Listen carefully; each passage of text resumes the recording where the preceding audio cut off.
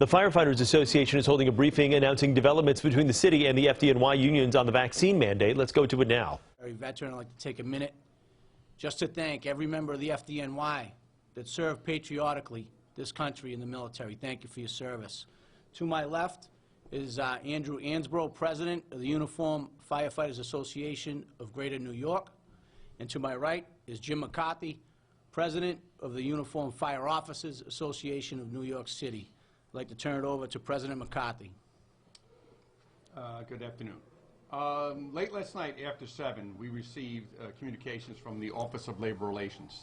They sent us an offer to settle the mandate, to apply for the mandate. It was something we've been waiting for since October 20th, something we've been asking for. We want to negotiate the implementation of the mandate.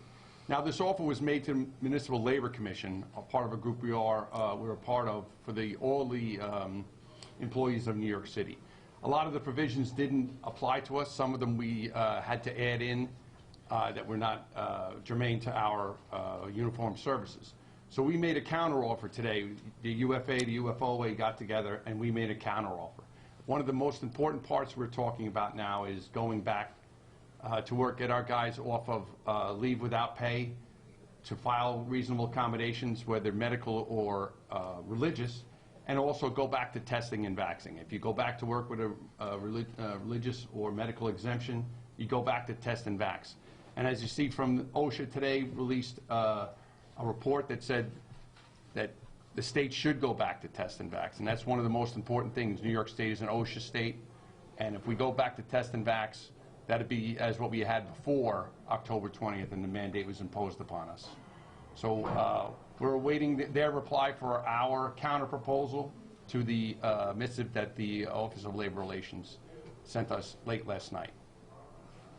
Andy? Yes, we've been signaling to our members that they should be preparing their reasonable accommodation paperwork. We just want to reiterate that what happened last week was when we had our first negotiation session that ended at 4 o'clock on Wednesday. The reasonable accommodation paperwork had to be in by 5 o'clock. It was absolutely impossible for us to message our members instructions and have them be able to comply with this deadline. So we are asking our members to prepare this paperwork, get it in, and we understand that they will come back to work if we accept this deal. We are not accepting this deal, but we do think that the deadlines the OLR has imposed is something that they should follow for some coverage. Should we accept the deal at some time in the future, we think they should get that information in. So I just think it's important to note that you know, what's been going on in the firehouses for the last probably week is a lot of people doing a lot of runs, and the firefighters out there are really holding the coverage of the city together in very hard times with the staffing shortage that's out there due to all the members on leave without pay. The members in the field are working an ungodly amount of hours. Probably hasn't been seen since Hurricane Sandy or 9/11, and you know, they're owed a debt of gratitude for everything they've kept together. There have been 4 multiple alarms in the last 2 days. We're entering fire season, and they're doing amazing work. So just to be clear, you all want to go back to the test and vax thing, and what we saw from like DC 37 and all the other unions that have agreed to it is, yeah, they're going to get insurance until June of 2022, which is good. Right. There's going to be religious and medical accommodation, but there's going to be a system set up. But on the big question about the mandate, he ain't budget. Well, you know, we're hoping that based on what's come out of OSHA today and the federal government, that it is an acceptable standard. We're hoping that we could come to a resolution on this. We just have some members, we still have a large number of members that haven't come around to the fact that what you understand is that the mayor is not giving in, and we're still pushing for that. That's really where we are at this. We have to push that. I don't know if you heard this morning, but I was on the call with the mayor and I asked him about what some of the members have told me, that a lot of those engine companies, they're closed down, especially like that one in, that we saw on Lenox Avenue in in Brooklyn on Tuesday. They said there's no problem. The response times are fine. They're doing fine. Yeah, they've had to shift some people around, but... Right. Well, also, they've also limited the responses that we've gone to fallback. In many cases, fallback is when they actually send less companies on initial falls for fire. So to say that it hasn't affected coverage isn't exactly true. But they're also holding members over And in between tours, they have to release them for a few hours, and the coverage drops at that point in time. But again, the coverage has not been as catastrophic, but it's also due to the fact that members are probably working twice as many hours as they should be.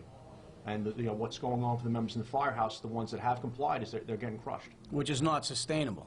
Right. Firefighters working 70 hours a week, that's the same firefighters going to more fires, exposing themselves, exerting themselves, and getting injured. So unfortunately, the number of people that are eligible to work are going to go down as this long duration of hours being forced upon them, being held over, etc., and working overtime to do it. It's a dangerous job. It's not sustainable. Right. So You use the words reasonable accommodation. Could you explain the difference between that and folks who are applying for medical or religious exemptions? Oh, I'm sorry, I guess I misspoke. I was looking for, mentioning the exemptions. That was exemptions. The accommodation is what I meant. It's I the same misspoke. form we have. It's Right. called a reasonable accommodation form. They're just using it for this, for the religious or medical exemption. Right, that's the internal form Yeah. to file for it. You're So looking, it's synonymous. you're If you looking were- for a reasonable accommodation through a religious exemption. Yeah. So if your exemption was approved, the accommodation would be deemed reasonable. Right. So at this point, you're waiting for a decision on what? Just repeat that? Well, we also have court cases pending that we want to, But in terms of this counteroffer that you made, it was made an hour ago. Yeah, Well, well, just submitted it, so. okay. we received the city's offer late last night, about 7 o'clock. Our lawyers have met and analyzed it. We've met today. We realized that some of those provisions in the city's offer that was sent out late last night didn't fit our timelines. As President Ansbro said, the original deadline to have a reasonable accommodation for a religious or medical exemption was only about 2 hours after bargaining ended the last session. Now we're in a spot where these guys have, under this provision, under this proposal, till tomorrow night. So it's very tight timelines. There are other issues in there that we deemed that were worthy of a counteroffer to see if we can get to a reasonable place. Right, but by OLR putting out one blanket agreement for the entire MLC, there are a lot of issues that are not covered to your specific union, and we can't sign anything off on this without our specific issues being addressed. But this doesn't help firefighters who say, it's my body, my choice, I just don't want to get the vaccine. I mean, Well, they're if they had filed for a reasonable exemption, reasonable accommodation exemption, medical or religious, they can come back to work and work under the test or vax, along with this agreement, if that's agreed to. But the deadline to file them is tomorrow night, so Right, well- we're suggesting everybody file them, and then we'll see how Right, that works it out is in the future. it is the department that will determine the validity of the exemption. We can't tell our members not to file it. Whatever reason they have is valid. We've told them to either speak with their doctor or make their religious accommodation request and fill out the paperwork appropriately. We're not messaging to them what to put down. They have to file what they feel is appropriate. But you want everybody who is not vaccinated to file. Everybody Reasonable that believes that they have a religious or medical exemption should file the paperwork. But aren't there, and correct me if I'm wrong, I don't mean to put words in your mouth, but aren't there firefighters who say, I'm not comfortable? Right, well, period. That there doesn't are help some, them. right, there are many firefighters who feel that their antibody levels should be grounds for a medical exemption because they do have the levels that show that at this point in time, this is not a danger to them. To clarify, your members who have filed for exemptions, they are currently... Still in the firehouse. They're still in the firehouse, yes. And they're being test and vax is the program they're working under So now. currently they're working under... Yes, so if we can just extend that to everybody, How many members would you say roughly? you'd have to ask the city, because that statistic is what they have. They don't release that to us. They haven't told you? They haven't given you a sense of how many members that is? No. And Everything we so have is do you know anecdotal. how- Sorry, do you know how many are currently out on unpaid leave? That number is changing every day. That it's actually declining every day. What we're finding out is that the vaccination rate of the FDNY or the firefighters on my end is going up about 1% a day. I believe we're approaching 80%.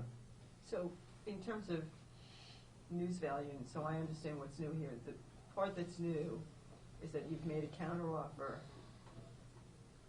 And at the same time, we're continuing our lawsuits. Any Right, I understand stipulations that. So we're contained in this case. negotiating. This is what it comes down to. What we asked for from the beginning was to negotiate the implementation of the mandate. So this is our back and forth. We're finally getting a chance to to weigh in on how we're going to implement this. The reason the city's been in crisis because the administration didn't bargain in good faith with these bargaining units, in particular firefighters, to help implement the policy. They kind of ran roughshod over them, and that's what resulted in the crisis that we're in now. Has that TRO paperwork been filed yet? Absolutely, yes. Which court? I believe they State and federal. State and federal, yeah. I'm state, not federal. So the next deadline is November 5th? We have not signed any agreement, but their deadline is tomorrow for the reasonable accommodation, which is the exact same issue we had the first time, that they put these short deadlines on everything. We need to sign this agreement and still message our members within 24 hours to get the paperwork done. What we've reiterated from the very beginning was that they keep making these demands that have extremely short timelines that no one could reasonably meet the expectations. So we're telling our members now, prepare the paperwork. Whether or not we sign this, put it in, and we'll see where it takes us, because we believe those deadlines may hold to any future agreement we come to. Yeah, when was the last time the city saw more than 4 fires go with third alarm? That's a statistic I can't pull out of my, you know. I saw yesterday you got like 4th alarm, 5th alarm, and a couple Right. fires. It's usually in the winter. You know, we are approaching what we call fire season. As the weather gets cold, people use not exactly approved methods to heat homes when they have to. In some areas, it causes a lot of fires. There's, heating issues that cause fires. So it's normal to have more than 4 fires above? No, it's kind of extraordinary at this point in time. It's a lot. It is a lot, but it's not unheard of. Do you think it's related to the vaccine mandates by the government? I don't believe so. It's most likely related to the fact that we had a cold snap and people are turning on their heating system for the first time in a long time, and that's it. We all can agree we had a drastic change from what was shorts weather a few weeks ago to this. Andy, yesterday your message to members was, in case you haven't been vaccinated, I just want to let you know the city's refusing to meet with us, and that seemed to be implicit in that message of, you might want to think things over here a little bit. Has this changed? Well, the city has given us a very hard line, and this was the first outreach we had in 7 days, and it wasn't directly to us. It was a blanket offer to everybody. But my message that I sent out yesterday to my members was, the nature of our schedule, the members there are kind of getting locked in the firehouse for 2.5 days at a time, and then they'll be off possibly for 2 days or 2.5 days. I'm telling my members that if you can find yourself in that 2.5 day stretch to get back to the firehouse and pick up a tour, you're giving those guys and girls who are getting pounded, giving them a good solid 1 tour off, because right now they're being held almost all the way through it with a couple of hour break in between. What's going on? The work they're doing in the firehouse is amazing.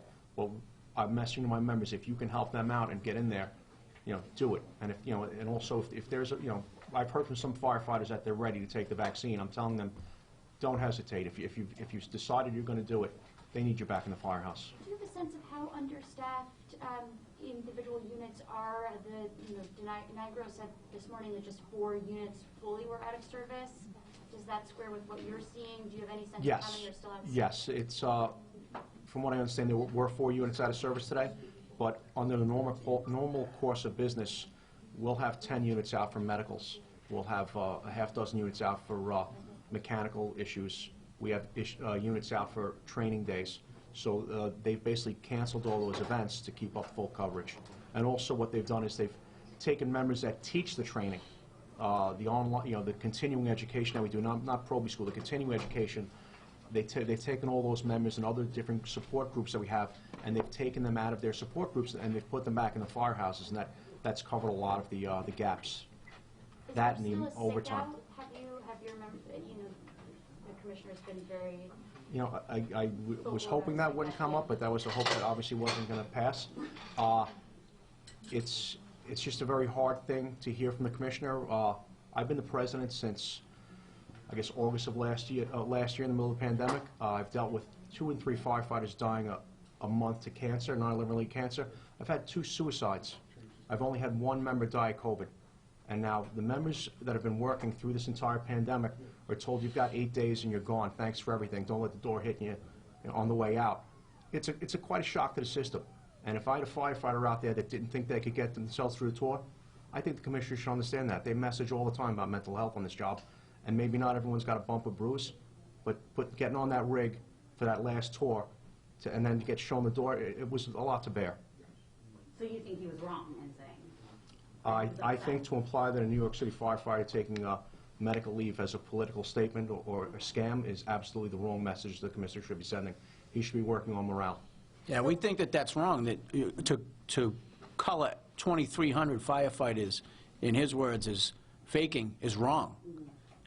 It's an insult to the hardworking men and women of the FDNY that put their lives on the line, some of which, going back to the World Trade Center, are suffering from illnesses, as President Ansbro said, suffering from cancers.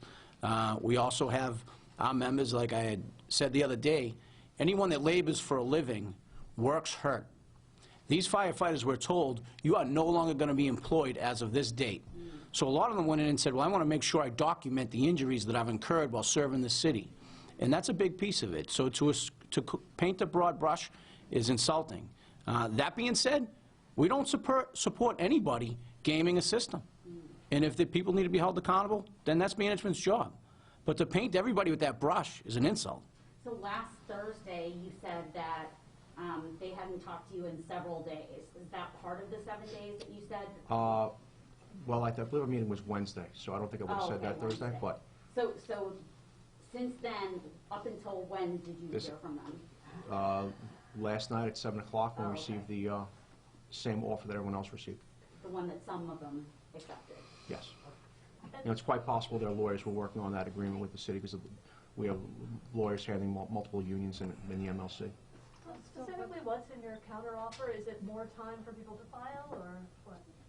Well, first off, it is more time. It's an extension of deadline. We are also asking for the corrections timeline, which their timeline starts December 1st. We felt that should have been something that was afforded to us. We also have retirement issues. We have issues where there are firefighters right now that are hurt, or they're out on their LSS, which means they never come back to the firehouse. It could be due to having a cancer, or we have members that have back injuries or fused bones, and they're not coming back to their firehouse. They're never going back. And this person who was basically making their way through the system to get out, to get out of the job, we don't really feel that the mandate's necessary for them because they don't deal with the public. And we feel this should be, that's one of the issues we feel that should be taken into consideration. But you're also asking to go back to the testing. Absolutely. We already said that, yeah. It was working. That was working for us. Yeah. We had over 6,000 tests, and less than 0.5% came back positive for COVID. So we had a lower positive rate than the general public did in the fire hall. I get that, but I mean, what the mayor's told us so far, it doesn't sound like he's going to budge. Well, again, the OSHA came out with the standard that test and vax is good, and New York is an OSHA state, so we have that ability to go back to test and vax, and it's working. So why wouldn't you do that? And then the members come off, leave without pay, and they'd be in the firehouses. Has the city given you any sense of how many members have been sent home without pay? Again, that's a statistic for the city to answer. They don't give us an update of how many people are at any level. We only have anecdotal evidence from our own members, and that's not as reliable as their own statistics. Well, I guess if we could try to guess the math, if we're going up 1% a day, it's probably 100 a day that are coming back. Probably 100 a day getting vaccinated. So, it's still, maybe close to 1,000. We don't know. Does the OSHA statement say anything about natural immunity, or does it just addresses? There's a lot of things. I have a OSHA statement right here if you want to copy it. There's a lot of things addressed in it, and why, what other standards it has, and why it implements that, and who's covered by it. But that's one of the things that we talk about anyway, just discussing with the city to address that immunity with the antibody levels. I believe the CDC came out earlier in the week saying that if you had the virus, that your level of immunity was a little longer than they originally estimated. And just to be clear, you're asking to go back to the testing option for anybody or only for people with approved exemptions? People with pending exemptions. Yeah, pending exemptions. Pending exemption, right. Anyone that's unvaccinated, that would be a pending exemption. That's what Once they file. the current policy is. For anyone with an exemption, they get tested or vaccinated, they come back. Well, many of our members couldn't file that exemption because, again, we met with them on Thursday. It was that night, had to be in, so we're asking for an extension to that. And right now the extension is midnight tomorrow. So members could put some more exemptions in, but we're asking for an extension of that date as well, so that people who can get their documentation together and submit that form. What's the minimum of fire event in a firehouse for it to be counted as open?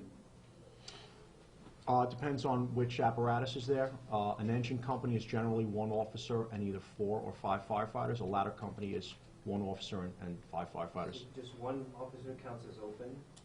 No. No.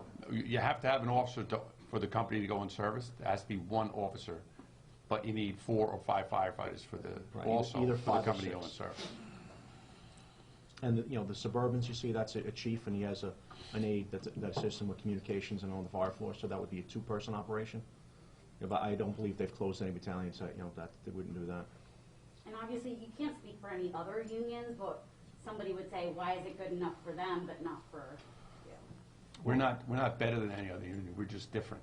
We're different. We have a more dangerous job. We have more injuries. We have medical leave issues. We have vacation issues, and the fire department and the uniformed services itself are just different than other unions. So they have different needs or work rules than we do.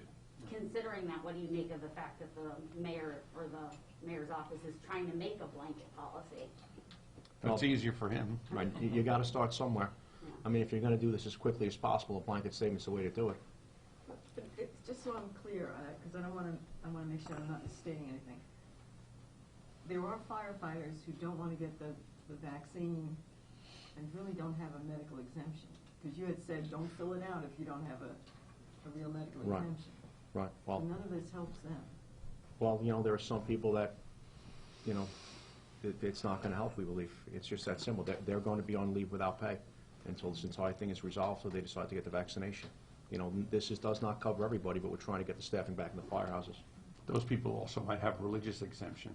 Right. So there's a lot of reasons. There's many reasons why people didn't get the vaccine. So you're going to apply and bring your affidavit and your reasons to be judged by a panel or an arbitrator, and they'll make that decision. Actually, just yesterday I had a firefighter tell me that he's a devout vegan, and he doesn't feel that's medical or whatever. He goes, but he says he hasn't put anything. He doesn't take anything other than natural foods into his system. He doesn't take medications. And I said, well, try it. See if it, give it a shot. But originally he didn't think that would fly. And I said, well, if you want to get back to work, you give it a shot. See what happens. Yeah, I think it's important to point out that the mayor-elect has said he's going to revisit this when he takes office in, about 7 weeks. And we're in a crisis where we have an unsustainable staffing model for the fire department in the city of New York. We are in a crisis really for no reason. The firefighters in New York worked under vaccine test leading up to a week ago, and it worked. We staffed the city without being in crisis. And there's no reason that we should put that much pressure on the firefighters that are working to be working 70, 80 hours a week, knowing that this puts a lot of their body at greater risk, and ultimately you have a workforce that's exhausted. Yeah. And that's dangerous. And there's no need for it. We know we're going to revisit these under the new administration in weeks of time. We should be there should be a reasonable approach to dealing with this.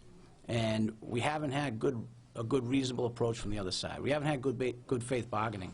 Do you have a timeline on when you think the counter offer from the city, when you'll re-engage in talks there, when you hear from them? If we had any control or knowledge of timelines, we would have done our best to make it more than 8 days from the original offer. They've chosen the timelines to be short. It's really caused this pressure cooker of an event here. And do you think the 4 unions who reached an agreement with the city, does that hurt your chances in this counter argument? Well, it all depends on what they see in our counter offer. We're hopeful, but realistic about the test or vax option we're looking to put back on the table, and we'll see where it goes. I mean, it is gaining steam in the in other circles. I'm seeing it on the talk shows. They are talking about it as an acceptable option. I just think it needs a second look. To be clear, test and vax, you are asking for it to be expanded how? Because if I understood your last answer correctly, test and vax is currently what people who have applied for exemptions are being held to, and if there's an extension of the exemptions as you're requesting, Right. then that will also be applied to them under the current rules. So Right, how are you but if asking there us is, to but if there extend? is no exemption, or their exemption is eventually denied, Got it. test and vax is out the window, Thank you. and then it's, it's deadline time for them. And there are other professions and other fire departments around the country where that is acceptable for them. And OSHA just came out and said any business over 100 employees, this should be acceptable. Actually, it shouldn't be. Not that it should be acceptable, it is acceptable. So you'd like that option to just be there permanently? That's what or we've been the- saying. Well, permanently. It's been working for us. It's been successful. Again, there's also the timeline. How long do you feel that it's actually necessary? If you're testing at less than 0.5%, at some point in time, you've got to say, maybe we don't, maybe at some point it sunsets. The COVID rate in New York City continues to drop. And we understand, at this point, COVID is more of a regional problem. There are hot spots around the country, and they're probably looking at us, wondering what the hell these guys think about. We've been through this for 20 months. We're on the tail end of the third wave, and the curve is about as flat as it can get. If you told me it was coming and the numbers were going up, so I would say let's have a different story. But right now, we're getting back to business. We had the big Halloween parade. We're going to have a marathon in a few days, and pretty soon Rockefeller Center is going to be putting up a tree. Which is why, if there's a tragedy in this city because of a staffing shortage, it's a shame. And it's not driven by the firefighters. These firefighters want to come to work. I just wonder, a week ago, Andy, you said people are going to be trapped in elevators for hours and hours, that fire rescue people are going to grow, that ambulances are going to let cardiac patients die on there. Do Right. you think that that was an adequate, or are we just kicking the can a little bit down now? Where do you think we are in terms of that sort of doomsday scenario that you painted Well, last week? I don't know the response times. The department hasn't, they've stated that there hasn't been an issue, but we do understand that they've bolstered the response times by decreasing the number of rigs that are going to responses. If there's a call for smoke, they'll send 3, 2 in the chief, and when you drop the fallback, they're sending one less engine, one less truck, so they're available for other runs. And there are other runs entirely that they're just not sending anyone because it's a lower priority. It raises the risk of tragedy. Right, that is what we discussed.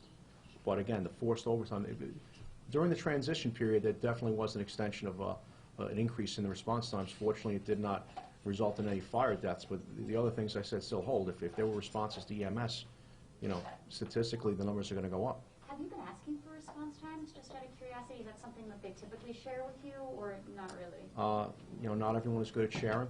It's They're just that required to simple. put Some them out people won't quarterly, share and it. that's See all they that, do. they're Yeah. not, right, they're The not day-to-day, the up-to-date, day-to-day numbers are kind of not really the kind of things they want to put out there at this point in time. They'd rather share our medical leave numbers, Any further questions? Thank you. Thank you. Oh, I'm sorry. So could you just sum up the offer they made in a few sentences? So is it basically that firefighters have until tomorrow to fill out the accommodation papers if they have any? Well, basically, some of the reasons why we can't accept the offer is the fact that they haven't agreed to change the timeline. We still believe we should have the correction timeline based on the staffing issue we're dealing with. Other issues, we have retirement issues that haven't been addressed. And the mandate issue, we're still not agreeing to a flat-out mandate. We still believe that the test or vax option, which is part of the mandate umbrella, that test or vax mandate is still part of that, that conversation. And we're trying to make that the option, the route that we have the right to go. As we said, OSHA has put it in their compliance today. So basically their offer was last night and they expect it by tomorrow? That's what they're Yes. Yes. Yes. Yeah. 7:30 last night. to Go come meet up with to- your doctor, etc. It's a or very your clergy or. Right, so we got it at 7 o'clock, and it's hard for, we have lawyers that, everyone has business hours. The amount of time it takes for us to get these things addressed and get counteroffers together, the timeline is just, it basically says, how could we're actually lucky we got the offer out today. We're not our lawyers' only clients. A little reasonability would have went a long way in this situation. That's part of our counteroffer, to be reasonable.